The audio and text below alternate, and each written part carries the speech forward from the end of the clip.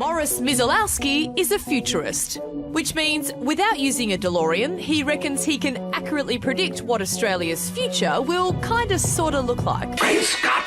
And if you like being alive, it's great news for you. Each and every one of you is indeed a futurist. Expo 2009, but within that expo is Store of the Future, basically. So 2020 is Store of the Future. And with me is Morris Miselowski. I got it right this morning. Good morning, Morris. Morning, Morris. Now, Morris is what they call a futurist. I mean, and future, in fact, you think that 60% of us will be doing jobs that don't exist now?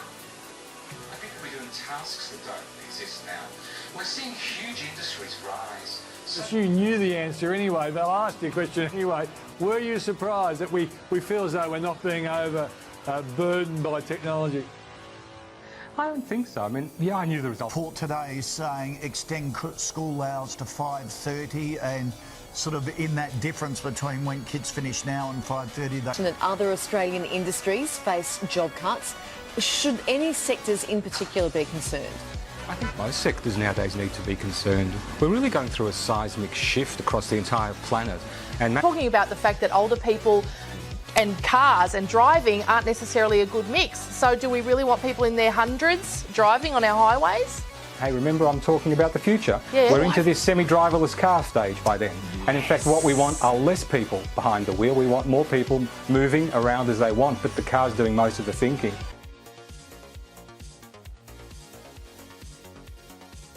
Welcome to this month's Innovation Safari webinar, July 2018. On the last Friday of every month we gather around our screens to look at what's been happening over the last 30 days, to talk about the new technology, the new innovation, what's hot and what's not, who's doing what with whom around innovation and technology around the globe. My name is Morris Miselowski. I'm a global business futurist and media commentator, and my life's ambition and role over the past 3 decades has been to do exactly that. Working with the largest of corporations through to the smallest of startups, with each providing a provocative foresight of the way the world is likely to evolve. Again, what's hot, what's next, what's after next, and what's beyond next, and what they may be doing right now to make profit from all of it. In this monthly series, I want to share those foresights and insights with you. We take a look back again over the past 30 days through media releases, through various articles and through activities that I've done over that period of time, to explore what is changing and how you might take best effect of it.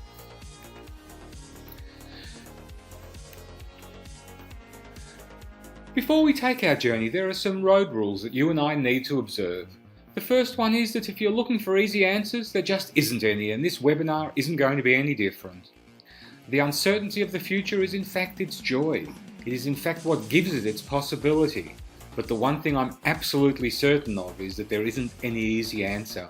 1 + 1 does not equal 2 anymore. It could equal anything, including the moon and a slab of cheese. So you and I, as we journey through the next 30 minutes or so, are going to be using non-linear thinking. As I do with all of my clients and all of my conversations, I'm looking for unintended consequences. We can't make comments like, because there's driverless cars, there therefore will be less cars on the road. In fact, nothing could be further from the truth, by the way. There will be more cars on the road than ever before in this driverless world. There'll just be different cars, and who's driving them and what they're doing will be totally different. So unintended consequences means you and I need to dig deeper. We need to look at the ripple effect of what each of these new technologies, thinkings, innovations, ideas, apps, websites might offer. Again, deep thinking, ripple effects is one of the insights I can give you straight away about how to be your own futurist. Take it deeper. Ask the why question 5 times. Why is it so? Why would it do that? Why would it change my marketplace? Why would people want to buy it? It doesn't matter what the end of the why question is, as long as you ask it.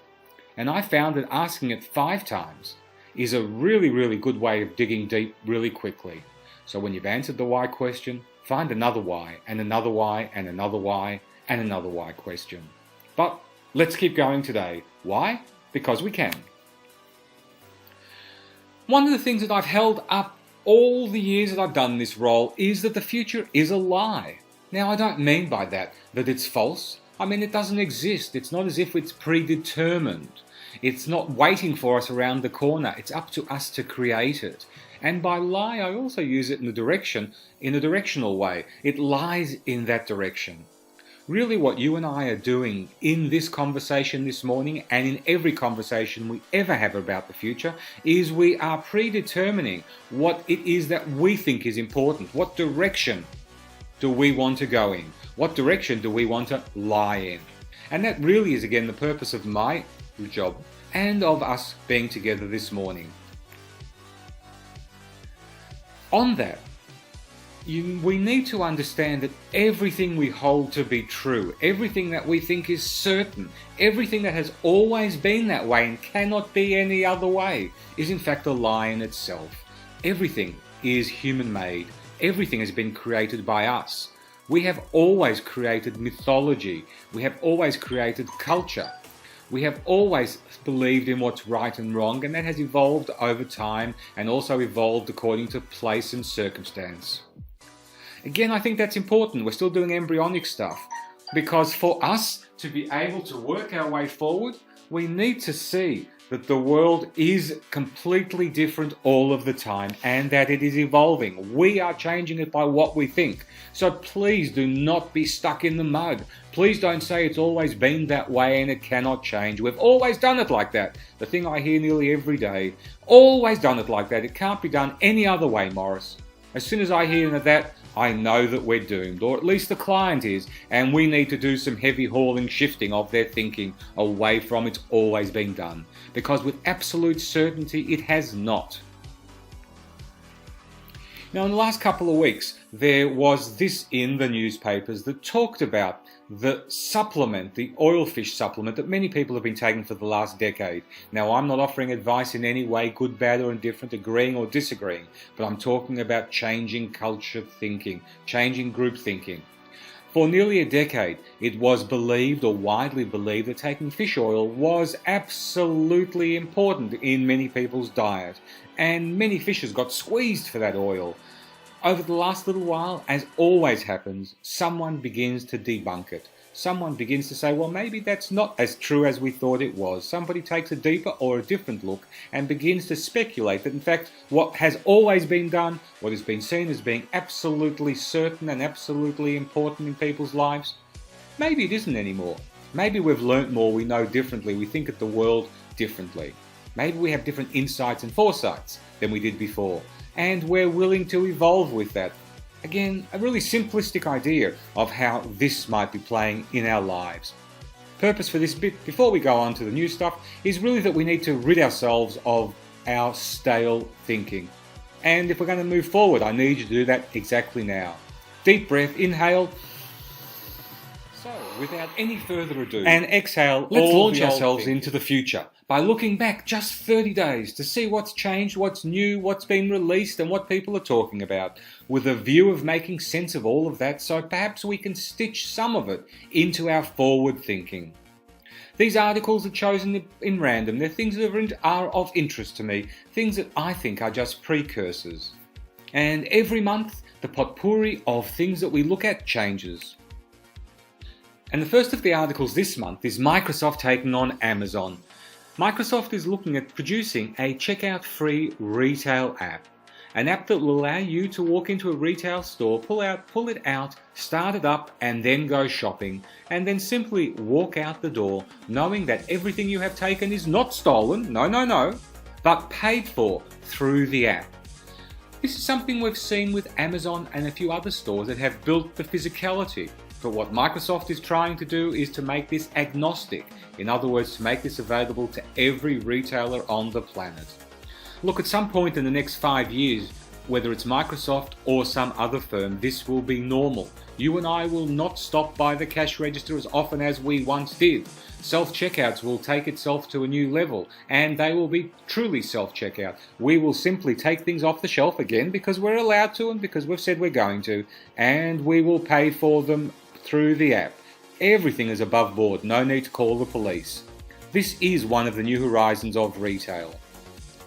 We also had, and this is not about technology, but it is about what we talked earlier about shifting and seeing the world differently.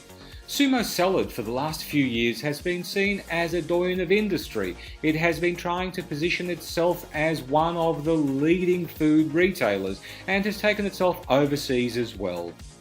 This month they announced that they were going into temporary receivership, and the reason for doing that is not so much around money, although that is one of the issues, but because, as it says here in the underlined line, it says the business has some legacy issues that has made ongoing trading challenging. I see this every day, maybe not to this extreme, but it makes sense that you and I have spent a lot of time, energy and money and resources getting our business to where it is. We've paid for stuff, we've paid for people to be there, and I know it's difficult to say, well, what am I going to do with all this stuff I've paid for? It hasn't had its full return yet. I get that, and I hear that all the time, but the reality is the marketplace doesn't care. The marketplace wants what it wants. You as the consumer, when you go out to buy something, want it the way you want it, and you're not willing to hear from the person providing it, I can't do it because I don't have that new system, that new protocol. I can't do it cheaper, faster, swifter because I'm still getting the best value out of what I did before. We really do, as difficult as it is, we really do need to see where it's possible for us at least to begin to move away from legacy systems and maybe bring in a policy or a system where we will do that ongoing. In fact, as soon as something is bought, I think we need to be planning for its redundancy. The other thing, and this is sad, I lament this, is that Asimov, our most favourite robot, the thing that I believe most people see in their mind's eye when they talk about a robot, and this is from Honda, is retiring. Bye Asimov. Thank you for all your wonderful science fiction thoughts and the possibility that one day we might have humanoid robots. Honda is not going out of the business of robots, by the way, but they feel Asimov has really run his or her race. So again, farewell. Thank you for everything you've done for us, Asimov. Perhaps we'll see you in some relic down the track. One of the other things that are around, and there are lots of them we still have to talk about this month, is this notion, this is working in America, it doesn't work in Australia or elsewhere, but I thought it was an interesting business model. We've certainly seen it before, they did not innovate it, but this is a notion of a business called Tomorrow that has raised $4.2 million for an app that lets you, as the article says, create free legal wills and trusts. It uses all the efficacy of the legal system in America. It is supposedly rock solid, and what it produces is legal. And they do it for nothing. Because what they've understood is that the item itself, the will or the trust, is a commodity. It can easily be switched out with somebody else, and unless it's complicated, really is a 1+1 scenario. Here's the line, fill it in with this detail, ask this question, do this, do that, and it can be left quite easily to technology to do. Again, we're talking about uncomplicated, simple wills, simple trusts. But what they know is that the database and the information that they're collecting through doing this is worth an absolute fortune, more than the one-off legal will or trust fee. So they're using that to make their income. I'm asking you this morning or this afternoon or tonight or whenever you're listening to this, what is it that you are currently doing that you might be able to find a new pricing model for? How else might you be able to slice and dice what you're doing? How else can you squeeze income or profit out of what you are currently doing? Maybe there's a better way, maybe there's a different way, or maybe there's just an additional way to do that.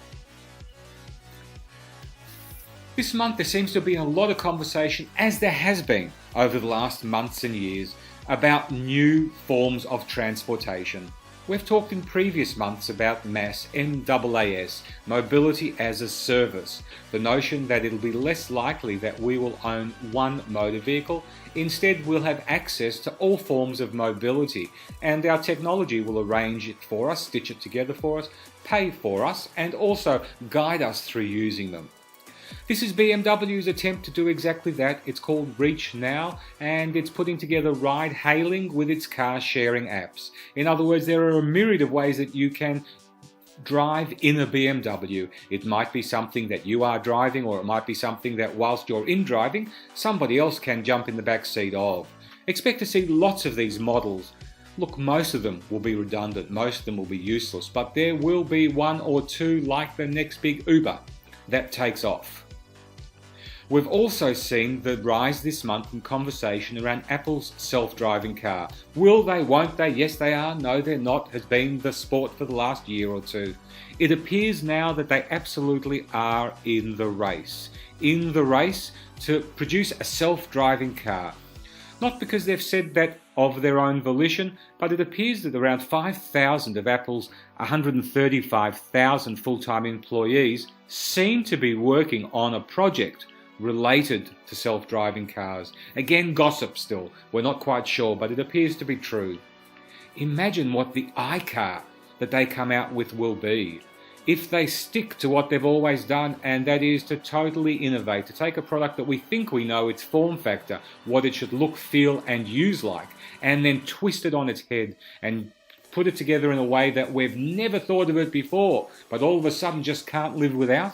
Imagine what that Apple car might be. We've also seen Mercedes-Benz trial a self-driving taxi pilot, and that is that this car, this Daimler, will be something that again works in self-driving rideshare mode in San Francisco. I've said it to you a few times already this morning that we've heard this many times, and I'm repeating it to you because it's Mercedes-Benz and because it's another car manufacturer who has understood that the core of what they did, as wonderful and profitable as it was for the last 120 years, just isn't going to see them through the next 120 days. That they have to shake it up. They have to go back to their core, figure out what it is they do, what it is they want to do, and then look at a new way of providing that. That doesn't mean that they're no longer going to produce cars. They will. But they know they have to do so much more. And that at the end of the day, the way to do that is to make sure that we are loyal to Mercedes-Benz, not to the motor vehicle itself. That whatever that marquee brand does, we're going to think is spectacular and we will be willing to buy it. We've also seen this again in the US, but we're seeing this autonomous delivery stage going through. I believe that we are really almost at the peak of this, and we will move into disillusionment soon because we will have seen and read and talked about so many autonomous cars, and we will not see them on our roads, and we will say, well, wasn't that a whole waste of time? We most probably will because we've done it before as humans. We can't really wait for it to come to fruition, so we get excited and then get disappointed. But this is how a supermarket sees this opportunity, where they will load up a pod, and that pod will have all the addresses in it, and then it will deliver itself to wherever those homes are. The people in those homes most likely will be given a digital lock, and they will be able to pull out their groceries, and then this little pod will move on to the next customer. Now, I don't think that we will see this in the next little while. I've seen this similar thing, by the way, with pizza deliveries and others, but it will be on our roads at some time within the next 5, if not 10 years. While we're talking about electric driverless cars, and we were, look at this new logging truck.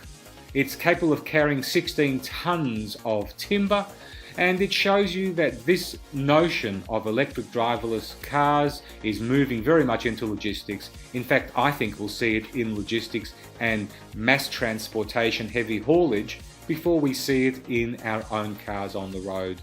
And that's because it's a little easier to control. It's a little more certain, and especially if we're using it in closed spaces, which are not the roads you and I use, but they are roads that are specific to that business, like a university or an aged care home or an airport. It's much easier to control. Now, I show this to you because I just think it's another example of people gone mad. This is a Russian media release that came out in the last week, which is a flying train. It takes off from a quasi train station, as you can see, tethered to the ground, flying quite quickly, and then going off to its next station where it lands and offloads passengers. Look, it's not that I don't think it's a good idea, maybe it is. It just seems like a lot of effort to tether this thing to the ground, to produce and build all of this. I think that there might be cleverer, better ways of transporting people quickly and swiftly across spaces. But I show it to you because it is or might be the thing that sparks you to think about what you do differently. We've also had this month, as there has been for the last year, but this month particularly, I have read so many things about bikes and scooters. In Australia, we haven't yet quite seen the scooter rage yet, but in America and Europe, it is phenomenal.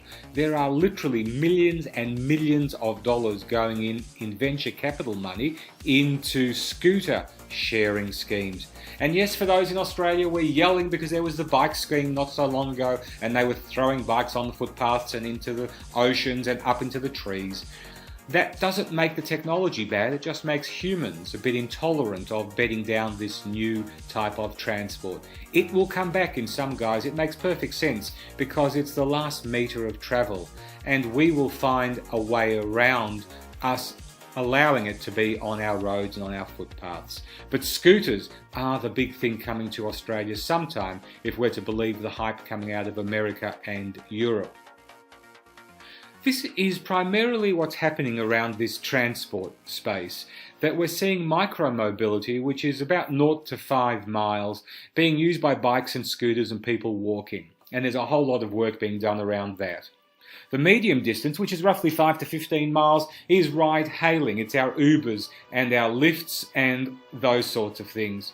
And then we have the long distance, which is 15 miles plus, and that's where we might want to jump into a car, have the keys for that car, and just use it for the purpose of that, and then put the car back for somebody else to use at a later stage. This seems to be how the marketplace for this is working out at the moment, along these rough parameters. And I think it's helpful to be able to think about a product or a service that you might be developing or thinking about in one of these three categories, if this is your space. Now, the Hyperloop, which is that tube that Elon Musk talked about, which of course he didn't invent. It actually goes back to the late 1890s. Yeah, I said 1890s. It was first proposed for New York, for the underground. Of course, not in this current incarnation, but in a much earlier version of it. In the 1890s, somebody came up with the notion of the underground in New York, using what we now call, or Elon Musk called, a Hyperloop. Anyway, China has just poured $1 billion into a Hyperloop for cars. What they believe they will be able to do is to take cars, put them into this maglev sled, which is magnetic levitation. In other words, the car will remain stationary inside this pod, and the pod itself will move at enormous speeds, taking people from one space to another. About 200 miles per hour is what they're claiming. And the SpaceX, which is a prize that's given every year for the best innovation, again was based around the Hyperloop, and WARR's belief that they can produce pods which will travel up to 284 miles per hour. So this new version of transport, most probably underground, where we take ourselves, our cars or whatever else into this new space, and it might sit on a sled or on some other form of transport, and then it will be transported to wherever we go, is still riding, and we're likely to see some versions of it. So let's wait and see a bit more about that. There is a site that I want to share with you for no particular reasons, but just because it's a bit of fun. It's called predictions.global, predictions.global. And I go to this sometimes when I need just a bit of levity. I know it's sad my life's come to that.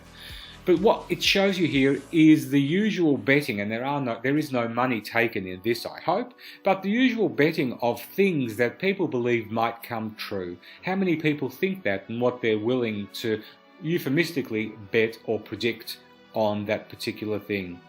As I said, it's just a bit of fun. In this case, I've shown you a lot of examples around cryptocurrencies, around Litecoins, and the Augur app, which is some of the things that were riding around at that stage, but it has all kinds of things, including Trump's likelihood to be re-elected and whatever else.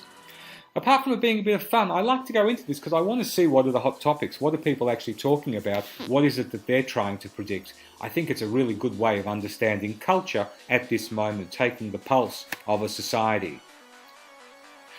Also in Australia and around the world, we have seen the growth of open data plans. We think we have at the moment plans which are very robust. In other words, we can use them a lot, we can download a lot onto our mobiles. But what we're seeing now is the notion that these tech giants, Microsoft, Facebook and Twitter, are developing up what's called a DTP, Data Transfer Project, that will allow us to take all that information, everything we do on our mobile phones, everything we do in any of our technology, and easily move it into another piece of technology. So we can move from Facebook into a Facebook equivalent. We can move from one piece of software to another piece of software. This is going to become increasingly important down the track as we move into 5G, as we move into a different world where technology, our technology, is amassing even more information and working its way through apps, businesses and other activities to come back to us with artificially intelligent, hopefully sensible ideas and things that we should be aware of. This month I've also been tracking the anti-aging market. I did a keynote this month around, yes, wait for this, sit down, it is horrible, but I love this industry and been working with them since 2006, looking at the notion of the future of death, cemeteries and crematoria. A great topic, I promise you, and lots to speak about there. It isn't more, but it actually speaks it speaks well about the future of culture. Anyway, as part of that, I began to explore just a little bit more the anti-aging market, which of course will mean that hopefully you and I will live to 100 and beyond. And as I've found in the past, it is one of the greatest growth areas moving forward. Anything around gerontology and anti-aging is really a great industry. Baby boomers are now willing to pay for that fountain of youth, and technology is making it possible for us to explore what the fountain of youth might actually be. So stay tuned for more information about that.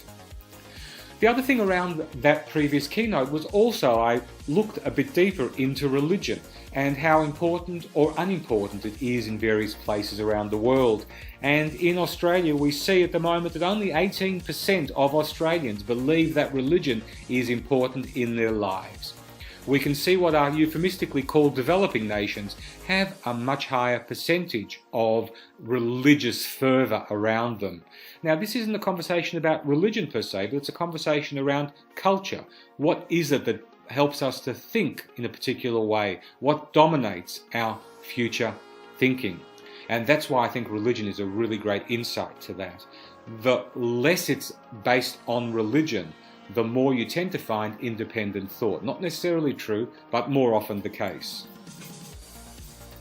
So that was our tour around the future, looking through some of the things that have come out in the press and elsewhere around July 2018. As a business futurist, I get to travel the globe virtually and physically, and I love going into Silicon Valley to meet with the entrepreneurs, to meet with the innovators, to meet with those people thinking about the world in such a different way. To look behind the scenes and to have one-on-one conversations is a most incredible gift that I've been given.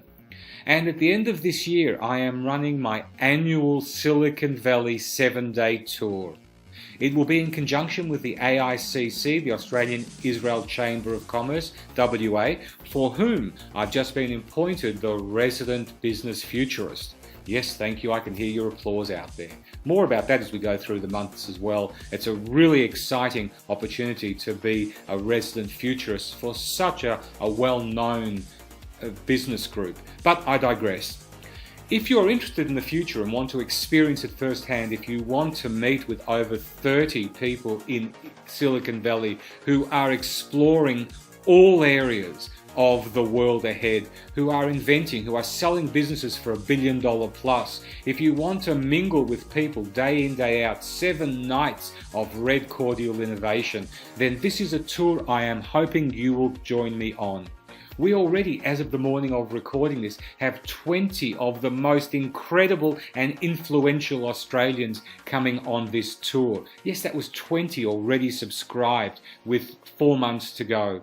So I would love you to join me on this 7 days of hands-on experience, meeting, working with other people who are of a similar innovation mind to you, and my role on this will be tour guide. I will be translating all that geek and nerd, helping us to understand what it is we're seeing, and working with each and every one of the people going to fashion some thought, some way, some business moving forward from what they've found, linked back into what they do back in Oz.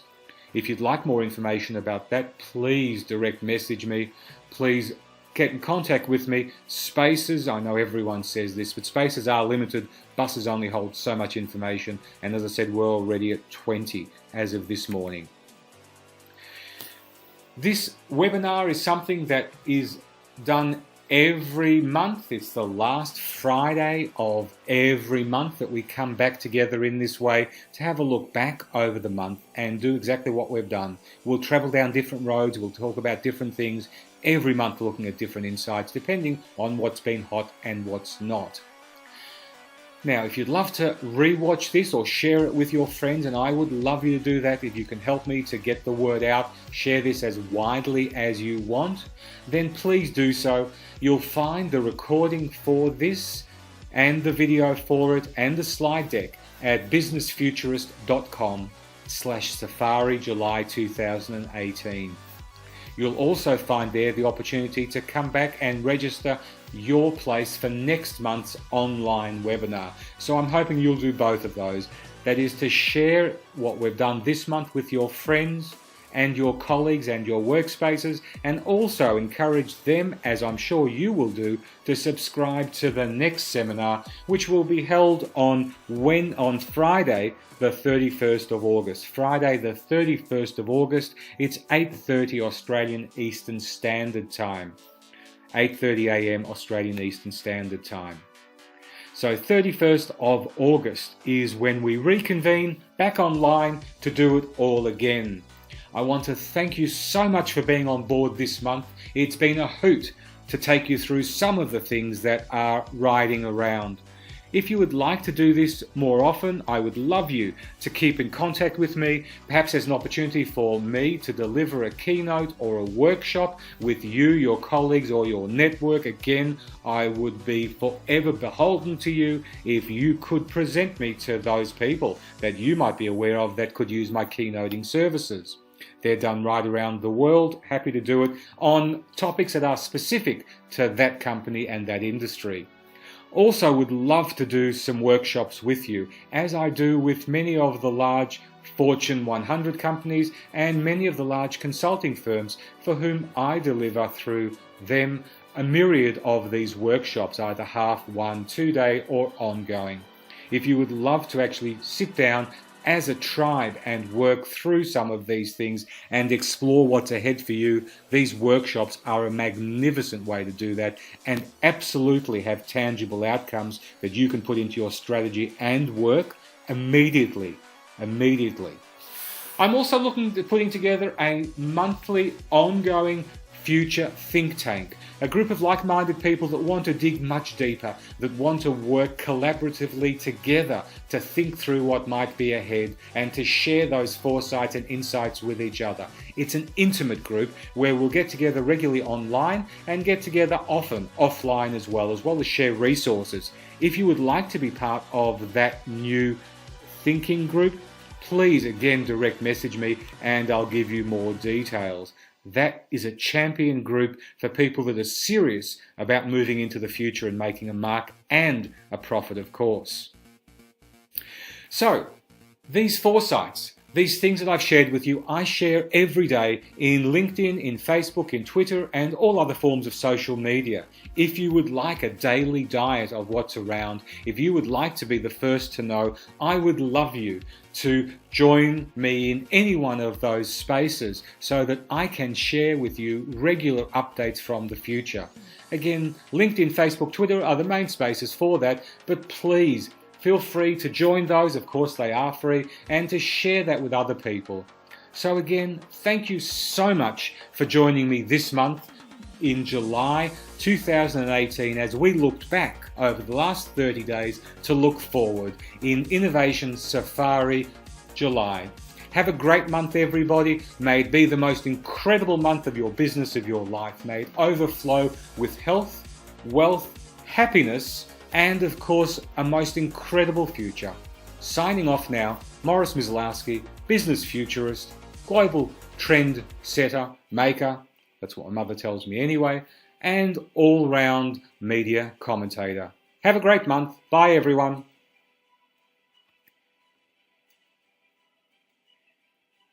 So in fact, in